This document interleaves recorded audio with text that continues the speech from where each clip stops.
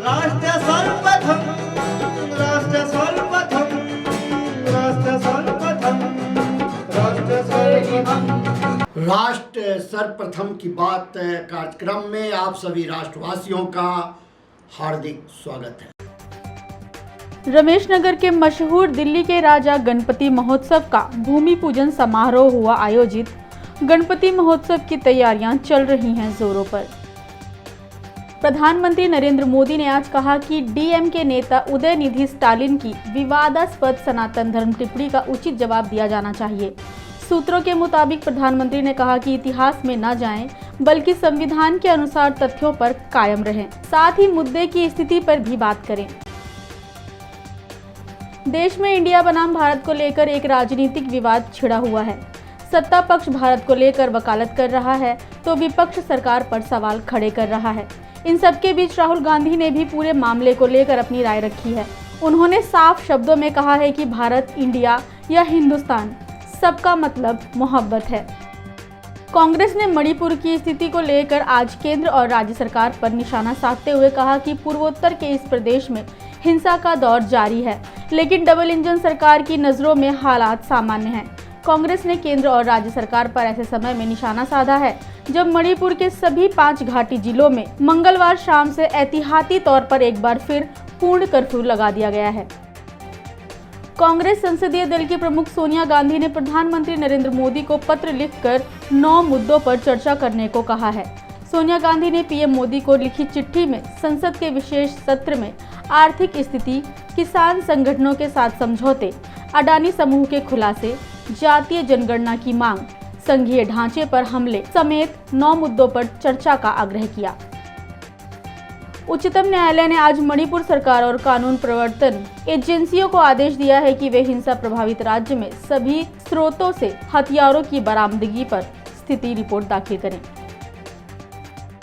दिल्ली में होने वाले G20 शिखर सम्मेलन के दौरान 8 से 10 सितंबर तक सभी लाइनों पर मेट्रो का संचालन सुबह 4 बजे से शुरू होगा। सुबह 6 बजे तक सभी लाइनों पर 30 मिनट के अंतराल पर मेट्रो का संचालन होगा।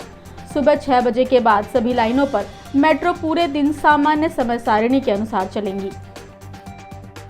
बीजेपी की जन आशीर्वाद यात्रा पर हुए हमले में पुलिस ने 7 लोगों पर मामला दर्ज किया है। राज्य के गृह मंत्री नरोत्तम मिश्रा ने दावा किया है कि सभी हमलावर कांग्रेस से जुड़े हुए थे। एमपी भाजपा अध्यक्ष वीडी शर्मा द्वारा लगाए गए आरोपों को खारिज करते हुए कांग्रेस ने कहा कि यह हमला सीएम शिवराज सिंह चौहान के नेतृत्व वाली सरकार के खिलाफ लोगों के गुस्से को दर्शाता है। संसद के विशेष सत्र की कार्रवाई 18 सितंबर को पुराने भवन में ही शुरू होगी। हालांकि गणेश चतुर्थी के मौके पर 19 सितंबर को नए संसद भवन में संसद की पहली कार्रवाई होगी। आपको बता दें कि इसी साल 28 मई को पीएम नरेंद्र मोदी ने नए संसद भवन का उद्घाटन किया था और इसे देशवासियों को समर्पित किया था। विपक्षी दलों के गठबंधन INDIA के अगुवा बने सीएम नीतीश कुमार की पार्टी जदयू अपने संगठन को मजबूत करने की तैयारी में जुटी है। इसको लेकर जदयू बड़ी बैठक करने जा रही है।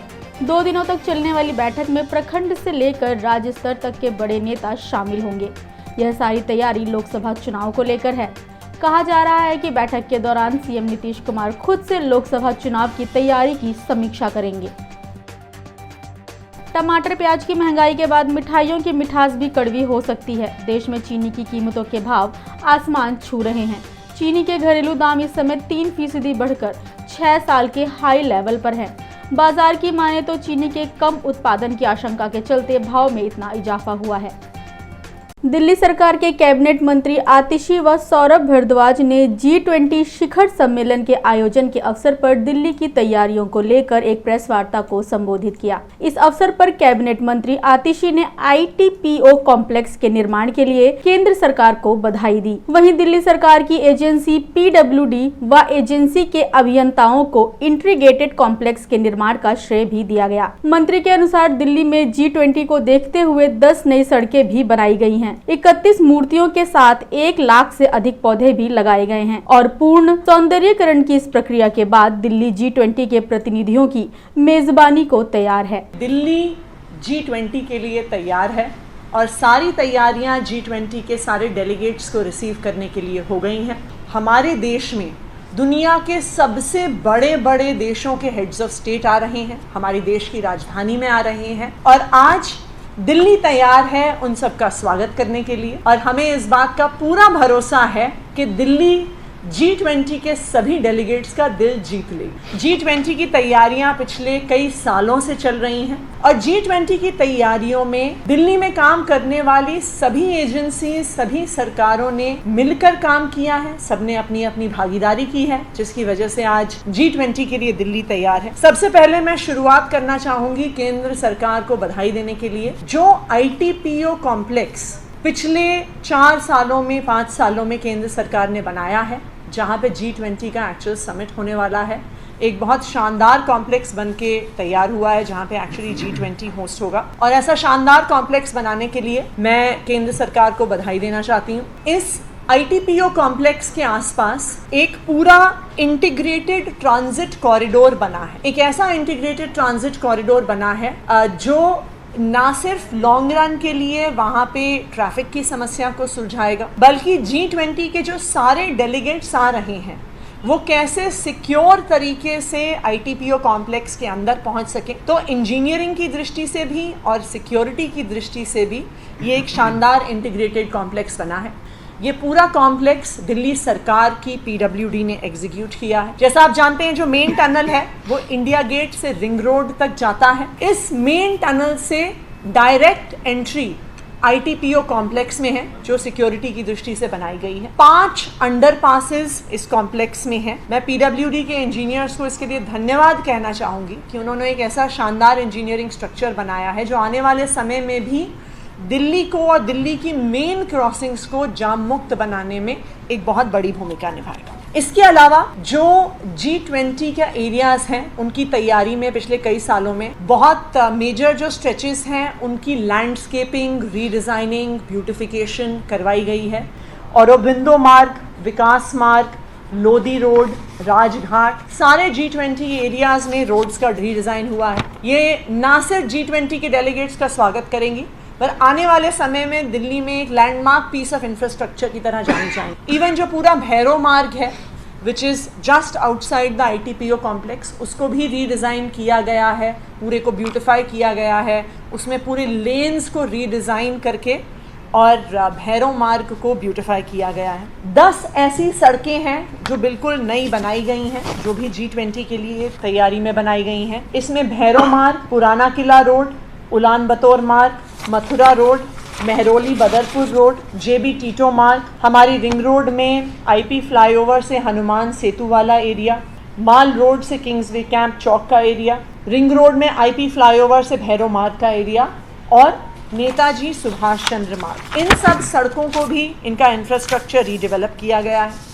इसके अलावा काफ़ी एक्सटेंसिव ब्यूटिफिकेशन हुआ है जो दिल्ली वाले देख सकते हैं। PWD की सड़कों पर 31 स्टैचूज इंस्टॉल हुए हैं, 90 फाउंटेन्स इंस्टॉल हुए हैं और G20 की तैयारी में PWD ने 1,65,000 पौधे लगाए। कुछ ये प्लांटेशन डायरेक्टली इन सीटू हुआ है, कुछ ये पॉटेड प्लांट्स के तौर पे पूरी दिल्ली में देखा जा सकता है। लाइट्स रिप्लेस हुई हैं, डेकोरेटिव लाइटिंग लगी है और मैं बहुत खुशी के साथ कह सकती हूँ कि और गर्व के साथ कह सकती हूँ अब दिल्ली G20 के डेलीगेट्स को रिसीव करने के लिए तैयार है। केंद्रीय सड़क परिवहन मंत्री नितिन गडकरी ने मध्य प्रदेश के खंडवा में जन आशीर्वाद यात्रा का शुभारंभ किया। इस अवसर पर जनसभा को संबोधित करते हुए केंद्रीय मंत्री ने प्रदेश में बुनियादी सुविधाओं के विकास के लिए सरकार द्वारा लिए गए प्रयासों की केंद्रीय मंत्री ने चर्चा की। कार्यक्रम में प्रदेश के मुख्यमंत्री शिवराज सिंह, प्रदेश अध्यक्ष VD शर्मा व पार्टी के अन्य नेता भी उपस्थित रहे। मैं खंडवा की बात करूंगा। हमारे सांसद पाटिल साहब ने खंडवा के लिए रिंग रोड की मांग की थी। वो खंडवा बाईपास देशगांव से रुधि का कार्य अक्टूबर में शुरू हो जाएगा, ऐसा मैं आप सबको विश्वास देता हूँ। इसके साथ साथ सुधी से तुलार तक, तुलार फाटा तक जो है उसका फिजिबिलिटी रिपोर्ट करने के आदेश मैंने दिए हैं और वो मिलने के बाद उसके ऊपर भी सरकार गंभीरता से विचार करेगी, ये भी आपको विश्वास देना चाहता हूँ। बहनों और भाइयों, इस देश में गांव, गरीब, मजदूर और किसान का कल्याण करना ये भारतीय जनता पार्टी के कार्य की सबसे बड़ी विशेषता है। और मैं आज सबसे पहले हमारे लोकप्रिय मुख्यमंत्री शिवराज जी को बहुत बहुत धन्यवाद दूंगा कि देश के इतिहास में अगर कृषि क्षेत्र में पिछले 7 साल से 7 बार प्रथम क्रमांक अगर किसी को मिला है तो शिवराज जी के नेतृत्व में मध्य प्रदेश को मिला है। सिंचाई का क्षेत्र बढ़ा है, उत्पादन बढ़ा है और जिसके कारण गांव समृद्ध और संपन्न बने हैं। एक समय मध्य प्रदेश की चर्चा बीमारू राज्य करके होती थी, आज वो मध्य प्रदेश एक विकसनशील राज्य करके उसकी चर्चा होती है। हर हाथ को काम, हर खेत को पानी, यही बात को लेकर शिवराज जी ने सिंचाई का क्षेत्र बढ़ाया, कृषि विकास का दर बढ़ाया, कृषि उत्पादन बढ़ाया और देश में पहले नंबर का अव्वल स्थान प्राप्त किया है। बहनों और भाइयों, हमारा किसान अन्नदाता है, पर हम बहुत दिनों से कह रहे थे कि आज हमारे किसानों के फसल को सही दाम मिलना मुश्किल होता है, क्योंकि इंटरनेशनल मार्केट में जो भाव होते हैं उसके आधार पर डिमांड और सप्लाई के आधार पर भाव तय होते हैं। कपास सस्ता है, कपड़ा महंगा है, तेल बिया सस्ती है, तेल महंगा है, संतरा सस्ता है, जूस महंगा है और इसलिए स्वाभाविक रूप से हमने ये तय किया था कि अब किसान केवल अन्नदाता नहीं तो किसान ऊर्जादाता बनेगा और वो सपना मोदी जी के नेतृत्व में पूरा हो रहा है। मैं शिवराज जी को धन्यवाद दूंगा कि प्रधानमंत्री आवास योजना में उन्होंने बड़े प्रमाण पर देश में रिकॉर्ड तोड़कर 44 लाख लोगों को उन्होंने घर बनाकर एक नया रिकॉर्ड बनाकर, मोदी जी के नेतृत्व में प्रधानमंत्री आवास योजना हो, उज्ज्वला योजना हो, आयुष्य योजना हो, जहां 5-6 मेडिकल कॉलेज मध्य प्रदेश में थे, शिवराज जी और मोदी जी के नेतृत्व में मेडिकल कॉलेज की संख्या 30 से ज्यादा हुई है। मेरा विश्वास है कि लोगों को क्या चाहिए, बच्चों को अच्छी शिक्षा चाहिए, अच्छी स्कूल चाहिए, किसानों को खेत में पानी चाहिए और पानी के लिए कुएं पर ऊर्जा का, सौर ऊर्जा का पंप मिल रहा है और जो फसल निकलेगी उच्च अच्छा भाव चाहिए। गांव में उद्योग चाहिए, अगर उद्योग आएंगे तो रोजगार मिलेगा, रोजगार मिलेगा तो गरीबी दूर होगी। एक तरफ शिवराज जी ने उनके नेतृत्व में अच्छा इंफ्रास्ट्रक्चर बना है। मैं तो रोड की बात करूंगा ही नहीं, क्योंकि आप तो देखते ही है कि रोड कैसे बने हैं, तो मुझे बताने की आवश्यकता नहीं है। अब इंदौर से हैदराबाद रोड बना रहे हैं हम लोग, दिल्ली से मुंबई हाईवे बना रहे हैं। आप मध्य प्रदेश का काम तैयार हुआ है, हम प्रधानमंत्री को कह रहे हैं कि इसके उद्घाटन के लिए आप डेट दीजिए।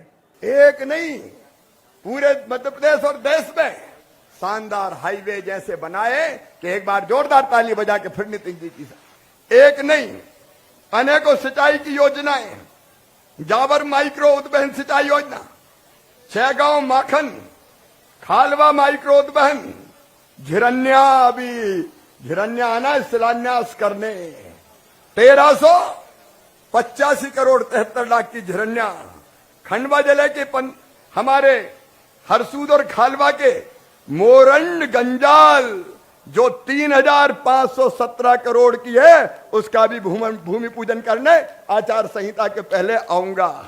आज जन आशीर्वाद यात्रा खंडवा से प्रारंभ हो रही है। मेरे सभी बहनों और भाइयों, आप सबका जनता का आशीर्वाद चाहिए ताकि फिर से सरकार बना के हम इन सब कामों को आगे बढ़ा सकें और मोदी जी के नेतृत्व में भारत दुनिया का गुरु बन सके, विश्व गुरु वैसा भारत बन जाए। डबल इंजन की सरकार चाहिए।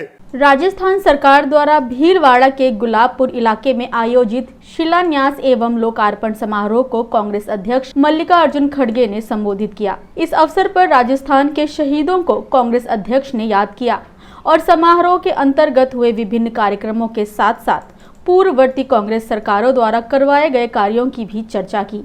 वहीं मुख्यमंत्री अशोक गहलोत ने इस अवसर पर कांग्रेस अध्यक्ष का स्वागत किया और कहा कि अनुभव का कोई विकल्प नहीं है। मुख्यमंत्री ने दावा किया कि राजस्थान में एक बार फिर कांग्रेस की सरकार बनेगी। मुझे बड़े खुशी हुई है कि राजस्थान ये देश में ज्योग्राफिकली, भौगोलिक दृष्टि से सबसे बड़ा राज्य है और ऐसे सबसे बड़ा राज्य में हमारे किसान भी उतने ही मेहनती है और राजस्थान ये शौर्य के लिए देश के हिफाजत के लिए लड़ने वाले हमारे बहादुर सभी लोग यहाँ हैं। मैं समझता हूँ कि ऐसे विशाल सम्मेलन किसानों का पहली बार हो रहा है, ऐसा मैं समझता हूँ। दोस्तों, ये 5 लाख लीटर क्षमता का नया प्रोसेसिंग प्लांट और दूसरी योजनाओं का लोकार्पण हुआ है। 223 करोड़ की योजनाओं का शिलान्यास भी हुआ है। हमें विश्वास है कि ये सब योजनाएं समय पर पूरा करने और इनका लोकार्पण करने के लिए आप दोबारा कांग्रेस सरकार को फिर से राजस्थान में लाएंगे। ये राजस्थान महान हस्तियों का देश है, उनको मैं प्रणाम करता हूँ। बप्पा रावल हो, महाराणा प्रताप हो, भामाशाह हो, सभी इस धरती पे जन्म लेकर अपना पराक्रम दिखाए हैं और देश के रक्षा के लिए वो अपनी जान की कुर्बानी भी की है। भीलवाड़ा के विकास में कांग्रेस का भी योगदान है। जब यहाँ तो एक तो टेक्सटाइल वर्कर्स का और टेक्सटाइल काम का बहुत बड़ा देन है देश को। यहाँ पर मुझे याद है जोशी जी ट्रांसपोर्ट मिनिस्टर थे केंद्र में, उस वक्त मुझे यहाँ पर बुलाया गया था कि मेमो ट्रेन का एक फैक्ट्री बनाने के लिए मैं और श्रीमती सोनिया जी यहाँ पर आए थे और उसका बुनियाद हमने डाल के गया था। आपका चंबल घाटी परियोजना, इंदिरा गांधी नहर, मेवाड़ यूनिवर्सिटी, मेजाबान, एम्स जोधपुर, IIT जोधपुर, इतने लंबे लिस्ट है सेंट्रल गवर्नमेंट हमारी जब थी कांग्रेस की। ये सब देन किसकी है? हमारी है। तो आने वाले कोई लीडर बार बार आपको पूछे आप क्या करें, तो ऐसे लिस्ट बताओ उनके मीटिंग में, ये क्या तुमने बनाया? अभी समय है एक ब्रेक का। हम चलते हैं ब्रेक पर, आप कहीं जाए नहीं, छोटा सा ब्रेक। आनंद उमंग भयो जय हो नंदलाल की, जय हो नंदलाल की, जय यशोदा लाल की। गज में आनंद भयो जय कन्हैया लाल की।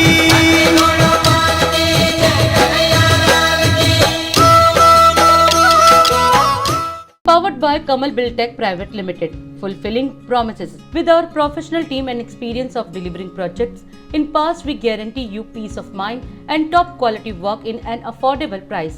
राष्ट्र सर्वप्रथम की बात कार्यक्रम में ब्रेक के बाद एक बार फिर आप सभी राष्ट्रवासियों का स्वागत है। प्रधानमंत्री नरेंद्र मोदी के नेतृत्व में केंद्रीय कैबिनेट की बैठक के बाद लिए गए फैसलों की जानकारी केंद्रीय मंत्री अनुराग ठाकुर ने प्रेस वार्ता के माध्यम से दी। केंद्रीय मंत्री के अनुसार विद्युत क्षेत्र में बड़ा कदम उठाते हुए 4000 मेगावाट बिजली भंडारण की क्षमता विकसित करने के लिए स्कीम को कैबिनेट ने मंजूरी दी है। 9400 करोड़ के प्रारंभिक परिव्यय वाली इस योजना के अंतर्गत केंद्र सरकार द्वारा 40% तक सहायता विद्युत भंडारण व्यवस्था स्थापित करने वाली कंपनियों को दी जाएगी। इस परियोजना के अंतर्गत मिलने वाली बिजली का 85% आम नागरिकों की सुविधा के लिए डिस्कॉम को उपलब्ध कराया जाएगा। केंद्रीय मंत्री ने इस अवसर पर हिमाचल प्रदेश और उत्तराखंड के लिए केंद्र सरकार द्वारा औद्योगिक विकास के लिए अतिरिक्त फंड दिए जाने की भी घोषणा की। माननीय प्रधानमंत्री नरेंद्र मोदी जी की अध्यक्षता में आज कैबिनेट की बैठक हुई और बहुत सारे क्षेत्र जहां पर भारत ने नए आयाम स्थापित किए हैं, उनमें से एक रिन्यूएबल एनर्जी का भी है। और ये जो एनर्जी ट्रांजिशन का फेस है, इसमें पिछले 9 वर्षों में भारत की बहुत उपलब्धियां रही हैं।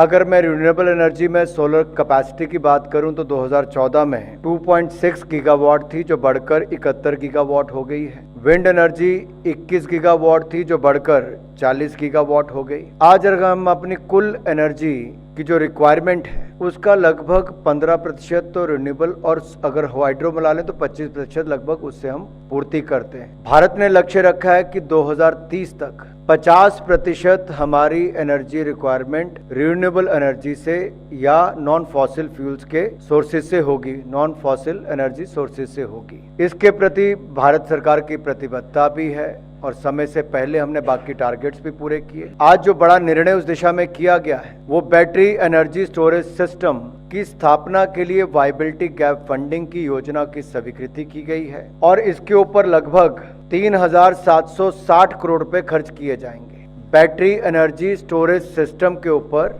वायबिलिटी गैप फंडिंग स्कीम को लाकर मैन्युफैक्चरिंग फैसिलिटीज, इसकी क्षमता को बढ़ाने का काम होगा और इसके ऊपर 3,760 करोड़ रुपए खर्च किए जाएंगे। ये 100% सेंट्रल ग्रांट रहेगी। अब इसके लाभ क्या होंगे?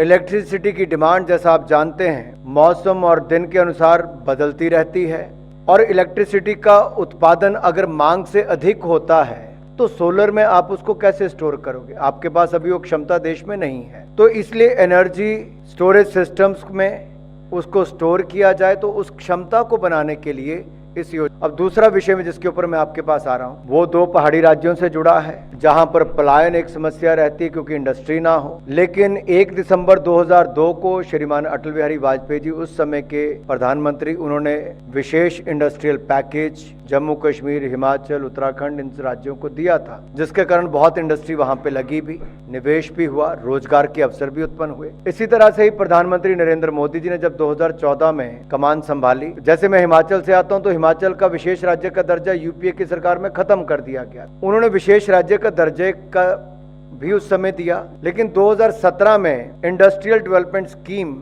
IDS 2017 लेकर आए जहां हिमाचल उत्तराखंड को उसका लाभ मिला और इसके अंतर्गत प्लांट एंड मशीनरी, जो नए यूनिट लगाएगा उसको प्लांट एंड मशीनरी पर 30% की सब्सिडी मिलेगी और 5 करोड़ रुपए कैप थी एक यूनिट के ऊपर कि 5 करोड़ तक की उसको सब्सिडी मिलेगी। ये स्कीम 1 अप्रैल 2017 से 2022 तक 31 मार्च तक लागू थी। इसके अंतर्गत दोनों राज्यों में सब्सटैंशियल एक्सपेंशन, काफी एक्सपेंशन इंडस्ट्री यूनिट्स का हुआ। प्लांट एंड मशीनरी में काफी इन्वेस्टमेंट भी हुई क्योंकि जब नया कारखाना लगता है तो। एक और जहां 30% कैपिटल सब्सिडी मिली प्लांट एंड मशीनरी पर, वहीं पर जो इस यूनिट को लगाने के बाद आपको इंश्योरेंस प्रीमियम देना पड़ता था, उसको भी 5 वर्षों तक 100% रिइंबर्समेंट करने का प्रावधान इसके अंतर्गत था। उत्तराखंड के मुख्यमंत्री पुष्कर सिंह धामी ने प्रदेश की राजधानी देहरादून में स्नातक वेतन क्रम में चयनित शिक्षकों को नियुक्ति पत्र वितरित किया। इस अवसर पर उन्होंने नव नियुक्त शिक्षकों को नियुक्ति पत्र मिलने की बधाई दी और कहा कि अमृतकाल में शिक्षकों का दायित्व सर्वाधिक महत्वपूर्ण है क्योंकि शिक्षकों के माध्यम से ही देश का निर्माण करने वाले युवाओं को सही दिशा दी जा सकेगी। नव नियुक्त सहायक अध्यापकों के आज नियुक्ति पत्र वितरण कार्यक्रम में ये समारोह करने का उद्देश्य है कि आपके अंदर एक उत्साह का संचार हो, एक ऊर्जा का संचार हो और एक नवाचार लेकर आप लोग अपने अपने क्षेत्रों में काम करें और जिनके निमित्त आज ये कार्यक्रम हो रहा है। ऐसे LT सहायक अध्यापक के रूप में चयनित होने वाले आज जिनको नियुक्ति पत्र प्राप्त होने वाला है, सभी आज के इस कार्यक्रम में जिनके निमित्त कार्यक्रम हुआ है, हमारे सभी LT अध्यापकगण, सभी विद्यार्थीगण, मैं सबसे पहले तो आज नियुक्त होने वाले उन सभी युवा साथियों को मैं बधाई देना चाहता हूं कि निश्चित रूप से आज उनका बहुत बड़ा एक स्वप्न पूरा हो रहा है कि उनको आज सेवा का काम मिल रहा है और सेवा भी ऐसे वैसे क्षेत्र में नहीं मिल रही है, सेवा भी ऐसे क्षेत्र में मिल रही है, जिम्मेदारी भी ऐसे क्षेत्र में मिल रही है जिनको भविष्य के कर्णधार बनाने का काम, भविष्य के अनेकों